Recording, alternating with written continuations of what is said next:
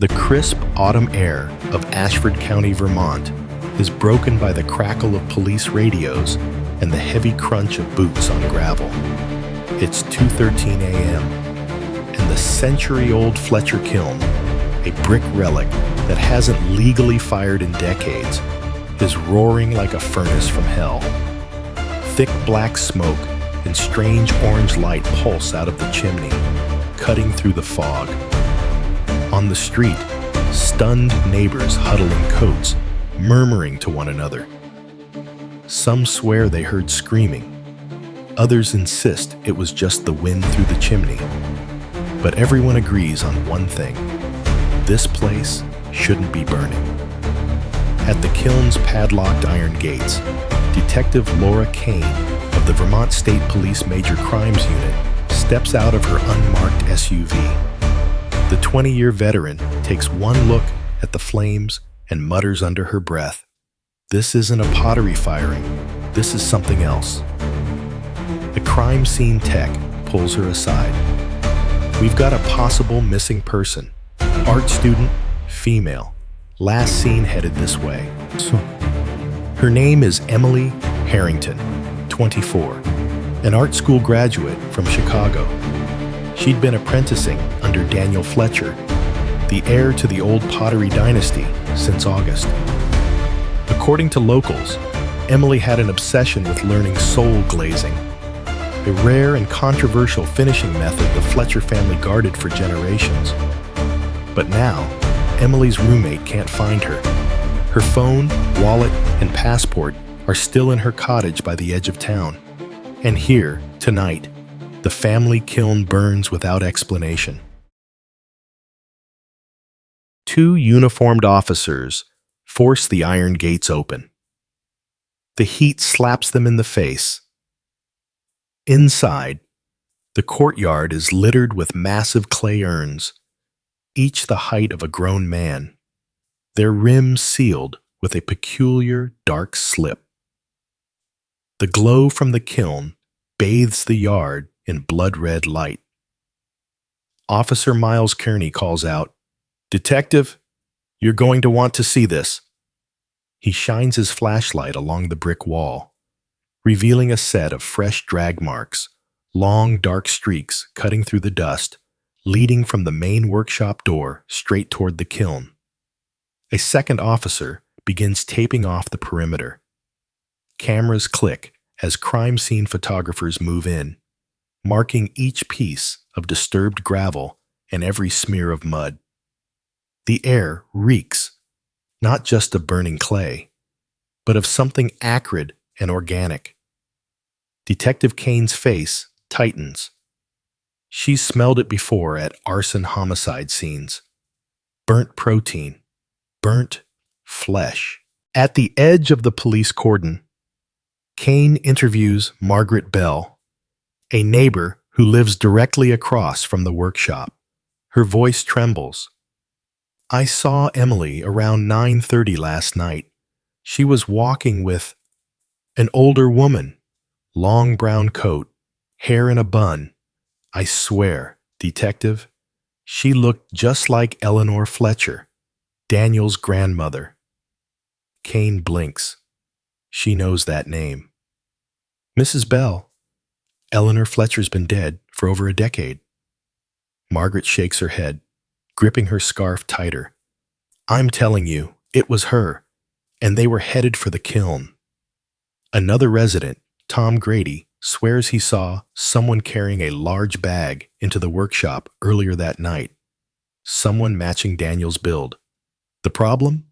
Daniel claims he was in Burlington the whole evening. By 3 o'clock a.m., the crime scene unit is in full swing.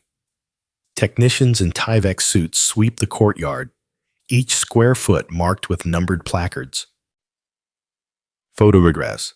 Every urn, every drag mark, every footprint is photographed with scale rulers in place. DNA collection. Swabs are taken from the kiln's brick lip, the drag marks, and the sealed rims of the urns. One tech notes a reddish-brown stain beneath the glaze seam on one vessel. Possible blood. Trace evidence. ash samples are scooped into sterile metal tins. The kiln's contents are documented before any removal. Immediate statements. Patrol officers take down quick accounts from the handful of witnesses before the cold makes them leave. Inside the workshop, the lights are off, but a faint smell of chemicals hangs in the air. In the glazed storage room, crime scene techs bag several unlabeled gallon jugs filled with an amber liquid. The chemical smell is strong. One officer coughs into his elbow. Detective Kane moves slowly through the space, her gloved hands brushing the edges of workbenches. Everything looks undisturbed. Too undisturbed. The kind of tidy only achieved when someone's trying to make sure you don't find anything. Emily Harrington wasn't just any apprentice. She'd been chosen for the Fletcher Kiln's Autumn Heritage Series, a limited run of pottery that was auctioned to elite collectors, often for 5 figures apiece. Daniel had spoken about her to neighbors with rare warmth, calling her the most promising student I've ever had. She had arrived in August, telling friends she planned to stay through the holidays. Her social media showed her working on large vessels, her hands stained with red Vermont clay. Her last post was 2 days ago, a short video of the kiln's courtyard at dusk, with the caption, "Tomorrow, the fire awakens." Kane watches the techs load evidence bags into the van. She's worked enough homicide cases to know when something's off. Missing adults usually have signs. Packed bags, money withdrawn, phone turned off. Emily has none of that. Instead, there's a roaring kiln, drag marks, and the haunting testimony of a neighbor claiming to see a dead woman alive again. As she steps back outside, a gust of wind carries the kiln smoke across the yard. The smell intensifies. Kane stops mid-step. She knows that smell from one case in particular, a fatal barn fire in New Hampshire where the victim was found in the ashes. She radios the lab. "Get those ash samples on priority. I want protein and bone fragment testing started before sunrise." A young woman vanished without her belongings. An antique kiln burning in the dead of night. An eyewitness swearing they saw someone long buried. What connects these threads? And how many others have disappeared before Emily? You're watching Shadows and Clues, where we decode the most mysterious cases. Detective Kane zips her jacket and glances at the sealed urns again. Something about them doesn't fit. They're heavier than they should be, sealed tighter than any functional vessel needs to be. What she doesn't yet know is that these seemingly small, disconnected details, the drag marks, the unmarked chemicals, the neighbor's impossible sighting, will converge into one of the most disturbing revelations in Vermont's history. These seemingly disconnected details will lead investigators to an unexpected turning point. The red glow is gone. In its place, a skeletal chimney rising into pale Vermont fog. Crime scene tape flutters in the cold breeze. The kiln sits dark, its belly still warm, guarded by 2 state troopers. Inside the Ashford County Forensic Lab, ash samples from the kiln hiss under high-powered microscopes. Analysts work silently, each wearing the same strained expression that Detective Laura Kane knows too well. Half concentration, half dread. At 9:42 a.m., Kane's phone buzzes. "Forensic tech, we've got something you need to hear in person." She's in her car within minutes. At the lab, techs lay out a sterile tray. Small flecks of white embedded in gray ash. Under magnification, the fragments are unmistakable, porous and organic. Bone. Protein combustion tests confirm the ash contains human remains. But it's not just one person. There are variations in the mineralization levels. This could be multiple individuals burned together or over separate firings. Kane exhales slowly. The working theory of Emily simply ran off is now officially dead. The urn's surfaces are smooth, too smooth. Most show no usable prints, but one sealed urn yields partial latent impressions under the glaze seam. AFIS, Automated Fingerprint Identification System, runs them through the state database. The result? A match to Daniel Fletcher himself. His fingerprints are exactly where they shouldn't be, on a rim that's sealed post-firing, something apprentices aren't supposed to touch. The antique shop's grainy security video from the night before shows a tall woman in a brown coat leading Emily toward the kiln courtyard. The height and posture match Eleanor Fletcher, the deceased grandmother. But zoom analysis shows subtle inconsistencies. The figure's gait is stiffer, almost masculine. Forensic video analyst. Look here. Frame 172, the left hand. There's a distinct scar across the knuckles. We checked. Daniel's father, Henry, has the same scar from a wood chopping accident back in '89.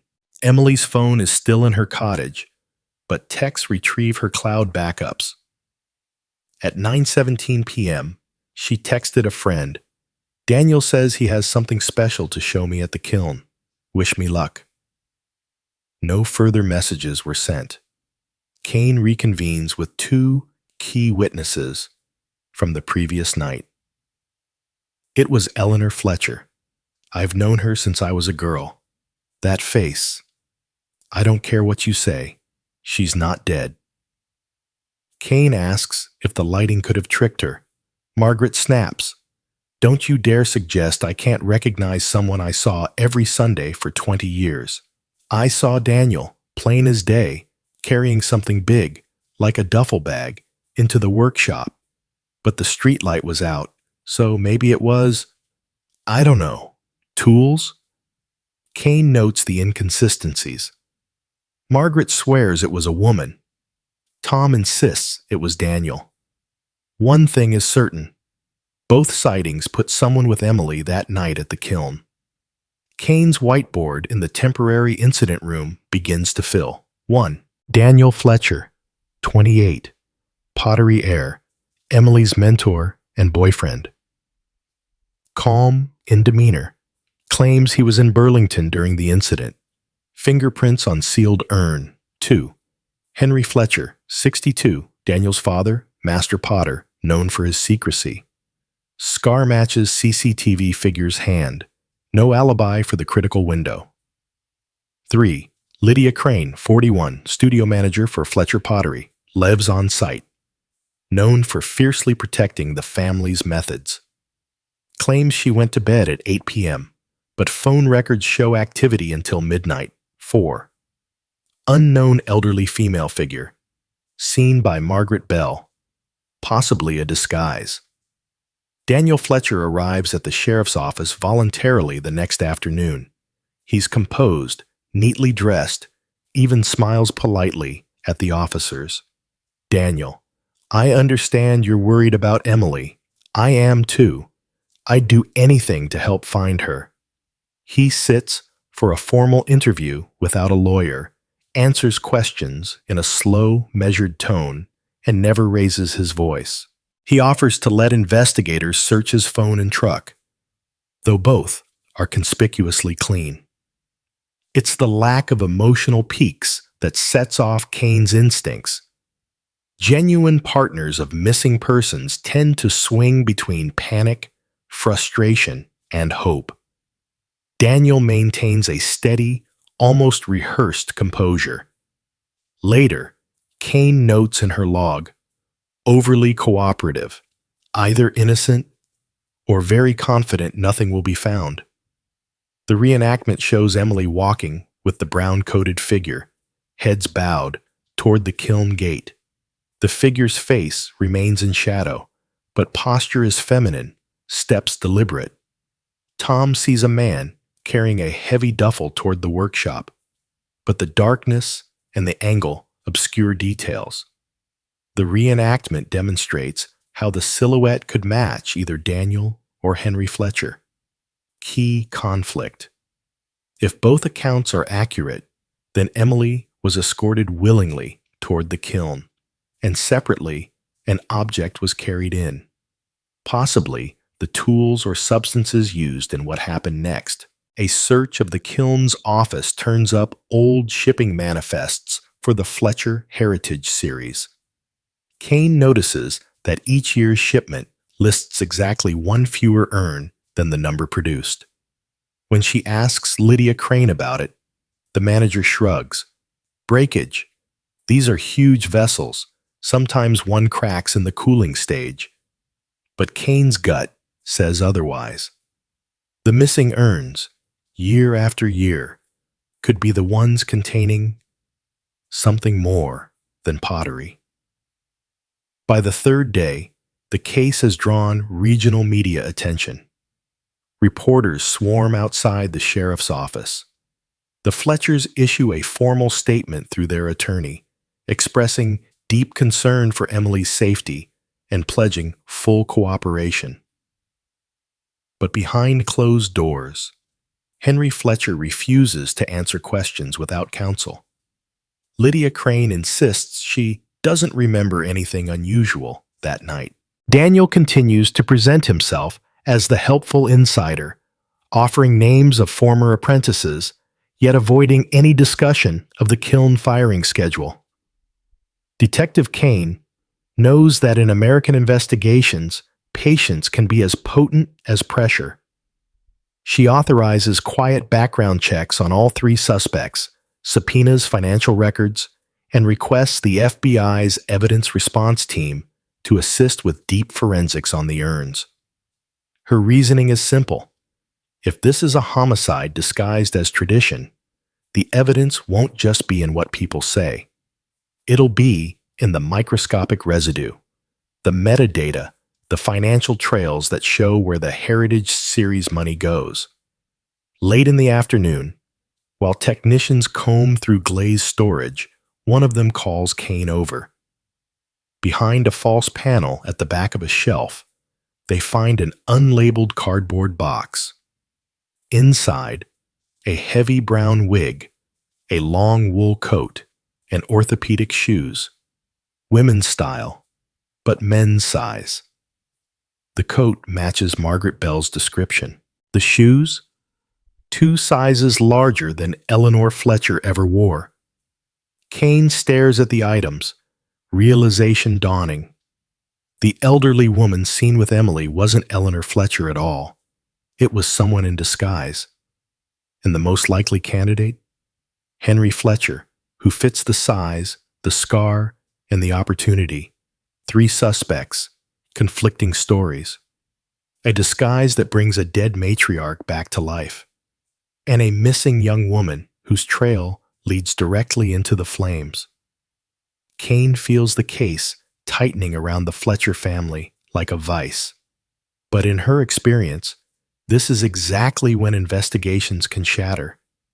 Because just when you think you're closing in, but just when they thought they had things under control, a new piece of evidence emerged, turning everything upside down. 2 days after discovering the disguise, the case takes another sharp turn. A joint team from the Vermont State Police and the FBI arrives with ground-penetrating radar, micro drills, and specialized endoscope cameras.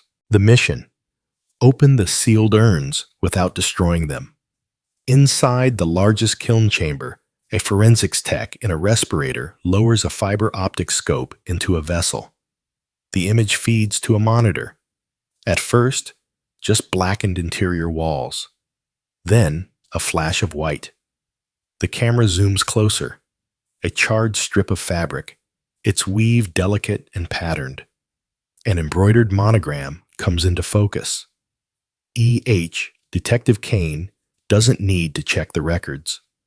Those are Emily Harrington's initials. The urn is tagged as part of the 2023 Heritage Series. According to the manifest, it was destined for a private collector in New York. Kane checks the paperwork against Lydia Crane's earlier statement. Lydia had insisted all 2023 pieces were clean and accounted for.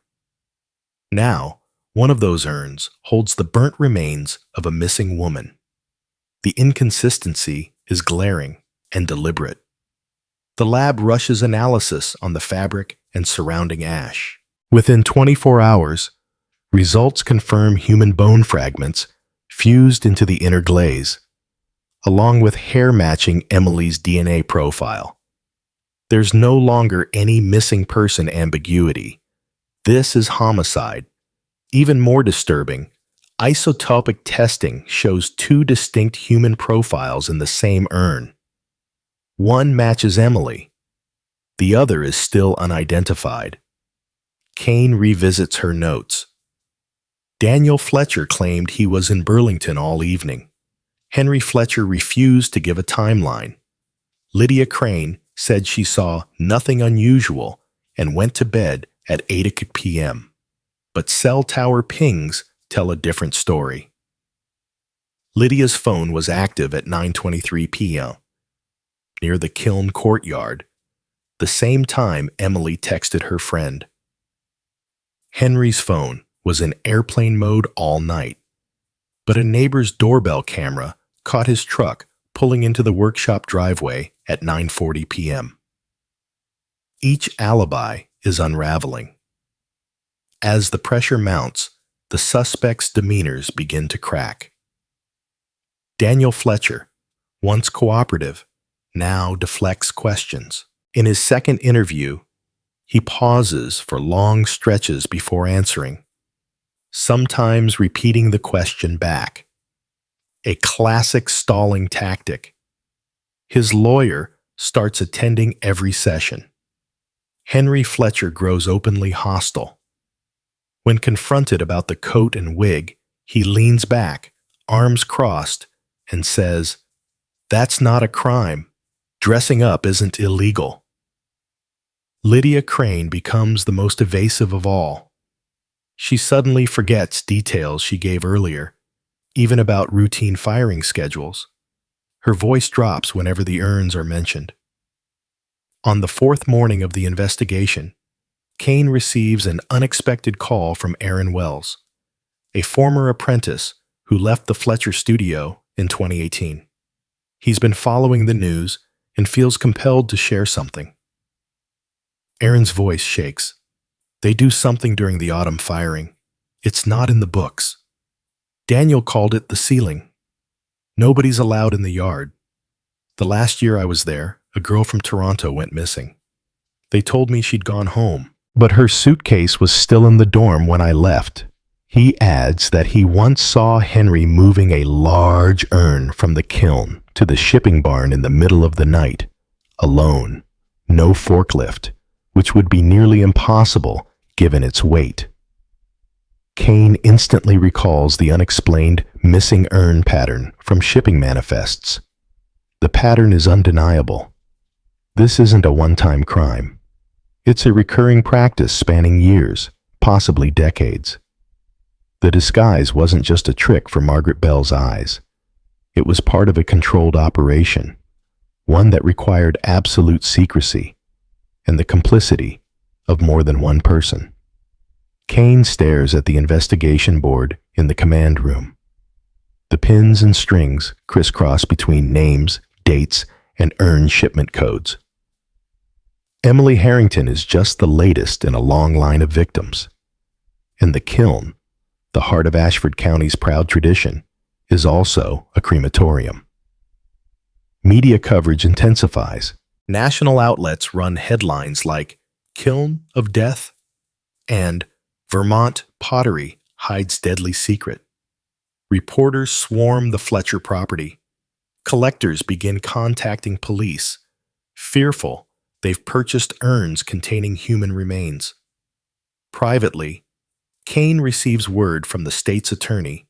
If you can tie any one of them directly to Emily's death, we can move to arrest. But you need a confession or an undeniable physical link. The challenge? Every suspect is holding the same defensive line. Deny, deflect, lawyer up.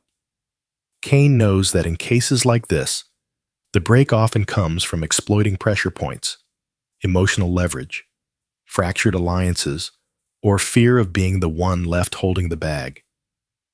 She's already spotted the tension between Daniel and his father. Henry talks over Daniel in every joint interview. Daniel's eyes narrow. His jaw tightens. If there's a crack to exploit, it's there. Kane outlines a strategy.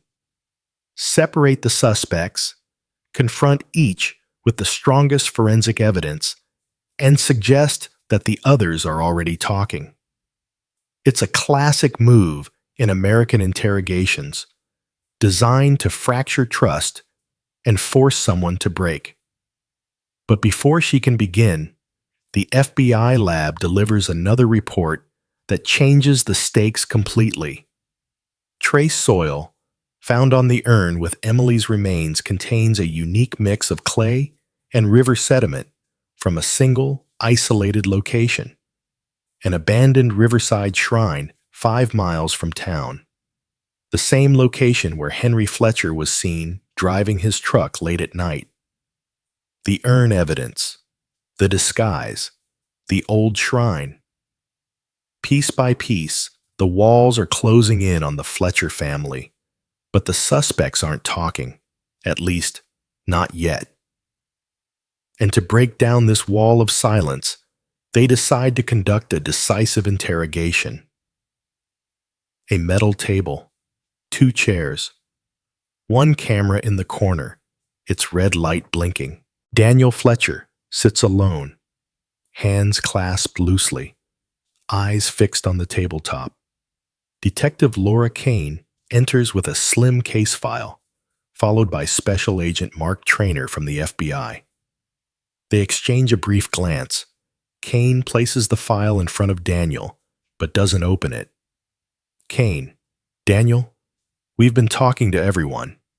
Your father, Lydia, former apprentices. You know what I think?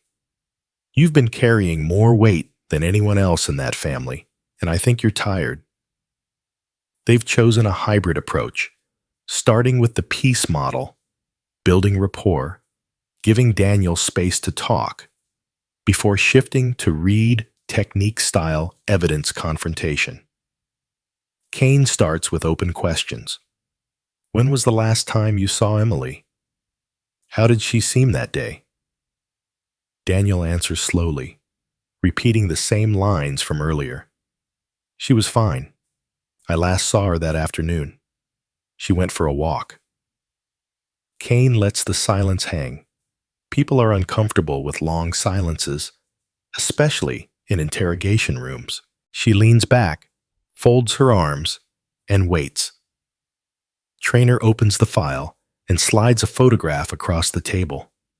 It's the urn interior shot from the fiber optic scope, charred fabric with the EH monogram.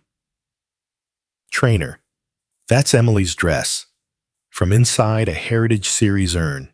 Same urn your fingerprints are on. Daniel doesn't move. His eyes dart to the photo, then away. Kane adds another photo, microscopic images of fused bone and glaze.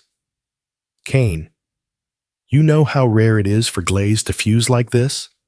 Only happens when it's mixed with calcium phosphate from human bone. Daniel's breathing changes, shallower, quicker. His left hand twitches against the table. Kane flips to a printed map, marks in red ink. Kane, cell tower records show you weren't in Burlington that night. You were right here. And Henry's truck was spotted at the Riverside Shrine. You know what's at that shrine, Daniel? She slides over another photo. The clay figurines dug from the shrine's soil, each carved with a victim's name. The one in the center reads E.H. Daniel's composure begins to crack. His jaw tightens. He exhales through his nose. Daniel, you don't understand. This wasn't murder. Kane leans forward, lowering her voice. Kane, then explain it to me. Because right now, it looks like you burned a woman alive. Daniel's eyes glisten. He glances toward the camera, then back to Kane. Daniel, it's part of the firekeeping. My family's been doing it for generations. Daniel describes Emily coming to the workshop that night. She thought she was being shown a secret glazing ritual. He says he gave her tea to help her relax. Tea laced with a sedative. He claims she didn't resist. She understood the honor. In the flashback, we see him lift her gently, placing her inside the oversized urn lined with cloth and powdered clay.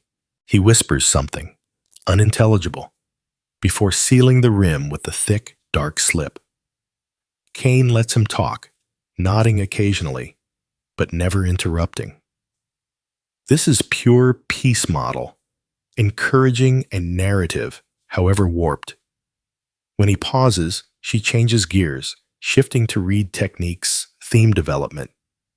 Kane, Daniel, I think you wanted to keep her close, forever, not hurt her. That's what you were trying to do, right? He nods once, almost imperceptibly. Daniel, she said she'd leave after Christmas. I couldn't let her go. Trainer slides over the lab report, showing the second DNA profile in the urn. Trainer, Emily wasn't your first. Who's the other one, Daniel? Daniel freezes. His gaze locks on the paper. Daniel, you'll never understand. Some souls belong to the fire. Kane pushes the final piece. The wig and coat. Kane. Henry wore this. Pretended to be Eleanor. Lured Emily in. We have it all. Fibers. Your prints. His truck at the shrine. Help yourself, Daniel. Don't let him write your whole story. That's the wedge. His loyalty falters. Daniel. He said it was the only way to keep the kiln's spirit alive.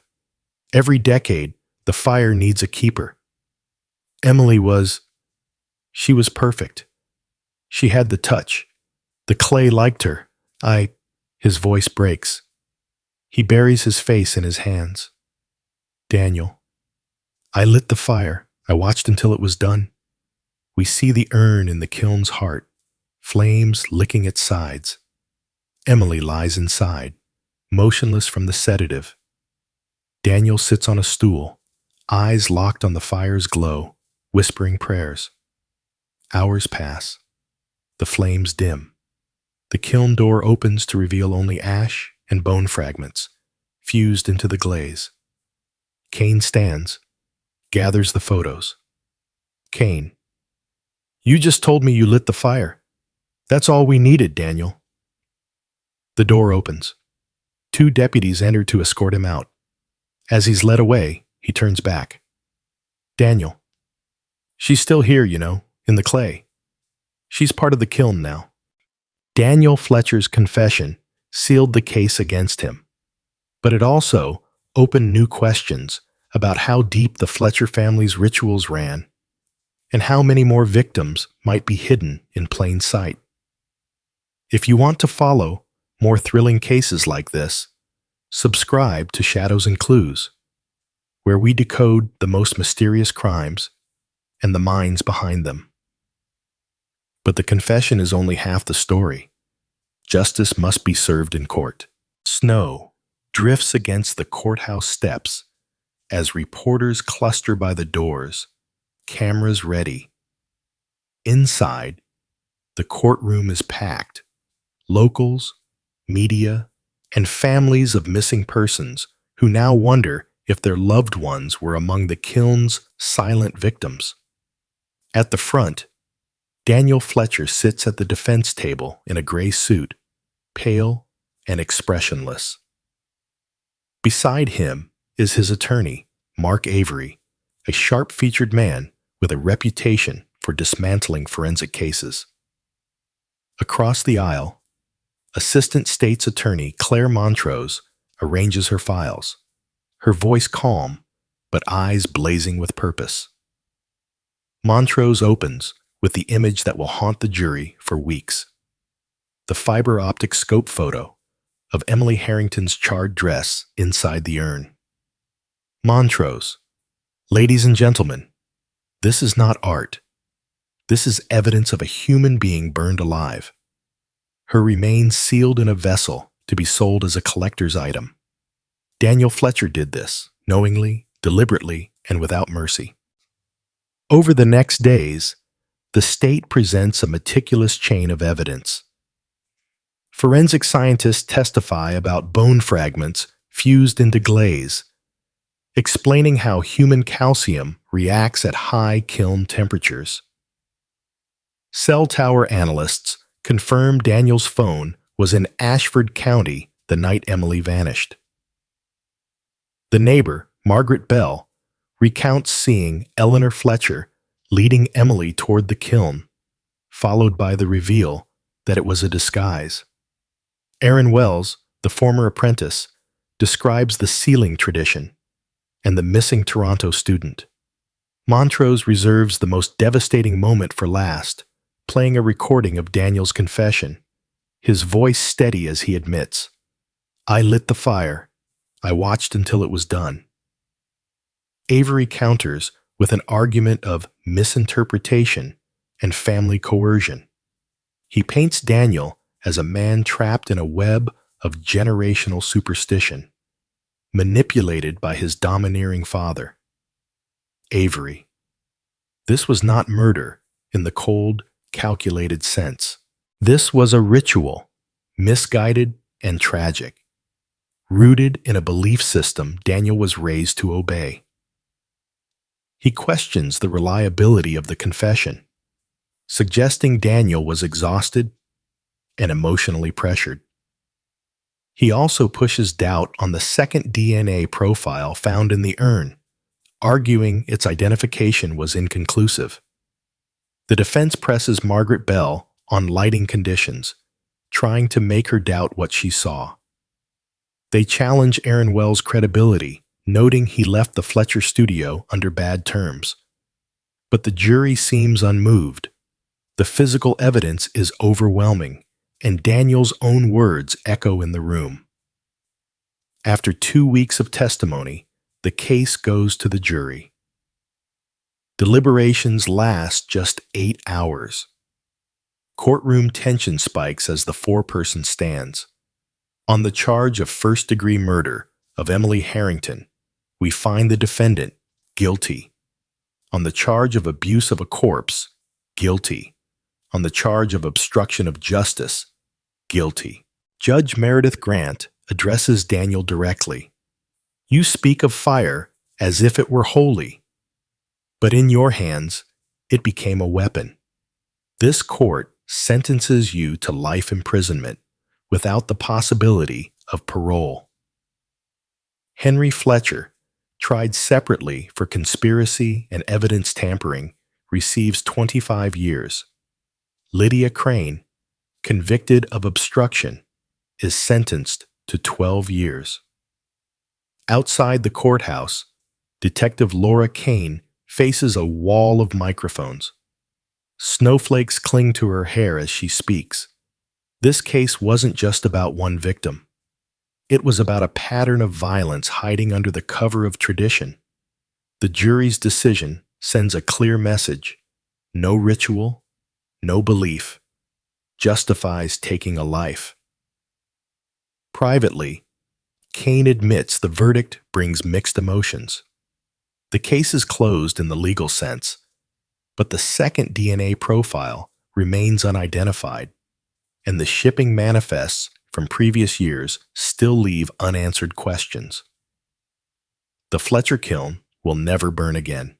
Its gates are locked, its chimney cold, But in Ashford County, whispers persist about the missing urns, the other names carved into clay, and the possibility that not all the secrets were buried with the verdict. Though the verdict has been reached, the echoes of the case have left deep scars. The courthouse steps are empty now. Snow blankets the sidewalks where only days earlier reporters jostled for a glimpse of the defendants. The Fletcher Kiln, once a proud symbol of local heritage, stands behind chained gates, its chimney blackened against a pale sky. For Emily Harrington's family, the verdict brought relief, but not peace.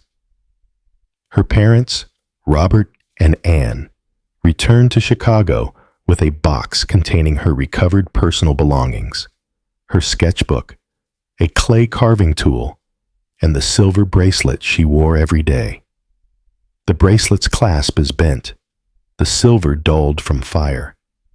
Anne told reporters outside their home, "We have a verdict, we have sentences, but we don't have Emily, and nothing will bring her back." In Ashford County, the Fletcher family name was once synonymous with craftsmanship and pride. Now, it's a stain on the town's history. The annual pottery fair, canceled. The heritage tours, shut down indefinitely. Neighbors who once traded stories about kiln temperatures and glaze recipes now speak in hushed tones about the victims, wondering if anyone they knew had disappeared in similar circumstances. Some openly admit they'd seen odd things over the years: late-night firings, sealed urns leaving in unmarked trucks, but never questioned them. Local shop owner, "We thought it was just part of their process. We didn't want to meddle. Now, I wish we had." For many, the trial and its revelations left a deep sense of betrayal. Daniel Fletcher, the polite, soft-spoken young man who taught children's pottery classes, was also the man who placed Emily in the urn. The image has lodged in the minds of residents, proof that evil can wear the most ordinary face. Parents in the community have become hyper-vigilant, especially toward outsiders offering apprenticeships or art residencies. Local police report a spike in welfare checks, as people are quicker to report when someone doesn't show up for work or class. Detective Laura Kane, despite decades on the force, admits this case left her more wary. "I've learned that the most dangerous secrets are often the ones we think are harmless traditions." The case spurred action at the state level. Vermont lawmakers passed the Artisan Oversight and Safety Act, requiring all apprenticeship programs to register with the state, undergo background checks, and submit quarterly reports on participants' status. It's the first law of its kind in the region. A federal investigation into historic Fletcher shipments is ongoing. The FBI is working with Interpol to contact past buyers of Heritage Series urns in case other remains are hidden inside. Even with the convictions, the mystery isn't fully resolved. The second DNA profile in Emily's urn remains unidentified. Of the 10 missing urns from past shipping manifests, only 2 have been recovered, both containing human remains. The others may be in private collections, mislabeled as rare artisan work. And then there's the shrine. Henry Fletcher refused to explain its purpose, and Daniel's statements about souls belonging to the fire have left investigators with more speculation than answers. In the months following the trial, a small memorial garden was created outside Ashford County's Art Center. A plaque bears Emily Harrington's name, alongside a list of other confirmed victims. People leave flowers, handmade clay ornaments, and written notes. One message, scrawled on a slip of paper and tucked under a vase, reads, "May you be remembered for your art, not the way you were taken." For Emily's friends and fellow artists, the best way to honor her is to continue creating, but with vigilance and open eyes. The Fletcher Kiln case will live in Ashford County's memory for generations. It changed the way people see their neighbors, their traditions, and the line between art and exploitation. It's a reminder that evil doesn't always come in storms. It can creep quietly, behind locked gates and glowing chimneys. Can justice truly ease the pain? Or will the echoes of the fire haunt this community long after the smoke has cleared?